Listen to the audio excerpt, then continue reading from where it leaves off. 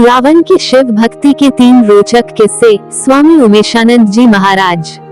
लंकाधिपति रावण शिव जी का परम भक्त था। रावण की शिव भक्ति के किस्से कई मिलते हैं।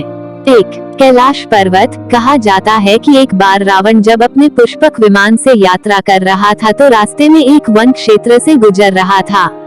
उस क्षेत्र के पहाड़ पर शिव जी ध्यानमग्न बैठे थे। शिव के गण नंदी ने रावण को रोकते हुए कहा कि इधर से गुजरना सभी के लिए निषिद्ध कर दिया गया है, क्योंकि भगवान तप में मग्न हैं। रावण को यह सुनकर क्रोध उत्पन्न हुआ। उसने अपना विमान नीचे उतारकर नंदी के समक्ष खड़े होकर नंदी का अपमान किया और फिर जिस पर्वत पर शिव विराजमान थे उसे उठाने लगा। यह देख शिव ने अपने अंगूठे से पर्वत को दबा दिया, जिस कारण रावण का हाथ भी दब गया और फिर वह शिव से प्रार्थना करने लगा कि मुझे मुक्त कर दें। इस घटना के बाद वह शिव का भक्त बन गया।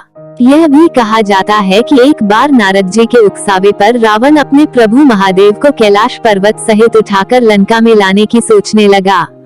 वह अपने विमान से कैलाश पर्वत गया और वहां जाकर वह पर्वत को उठाने लगा। पर्वत हिलने लगा तो माता पार्वती ने पूछा कि यह पर्वत क्यों हिल रहा है प्रभु। तब शिव जी ने कहा कि मेरा भक्त रावण मुझे पर्वत सहित लंका ले जाना चाहता है। तब भगवान शंकर ने अपना भार बढ़ा करके अपने अंगूठे से तनिक सा जो दबाया तो कैलाश पर्वत फिर जहां था वहीं अवस्थित हो गया। इससे रावण का हाथ दब गया और वह क्षमा करते हुए कहने लगा, शंकर शंकर अर्थात क्षमा करिए और स्तुति करने लग गया।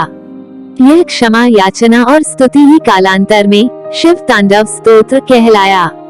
2. शिवलिंग। एक बार रावण ने शिव जी की घोर तपस्या की और अपने एक एक सिर काटकर हवन में चढ़ाने लगा। जब 10वां सिर काटने लगा तब शिव जी ने उसका हाथ पकड़ लिया और उससे सभी सिर फिर से स्थापित करके कहा, वर मांगो।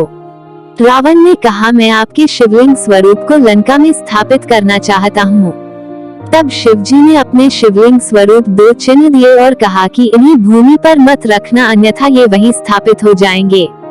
रावण उन दोनों शिवलिंग को लेकर चला और रास्ते में गोकर्ण क्षेत्र में एक जगह उसे लघु शंका लगी तो उसने बैजू नाम के एक गडरिये को दोनों शिवलिंग पकड़ने को कहा और हिदायत दी कि इसे किसी भी हालत में नीचे मत रखना। कहते हैं कि भगवान शिव ने अपनी माया से उन दोनों का वजन बढ़ा दिया और गडरिये को शिवलिंग नीचे रखना पड़े और वह अपने पशु चराने चला गया। इस तरह दोनों शिवलिंग वहीं स्थापित हो गए।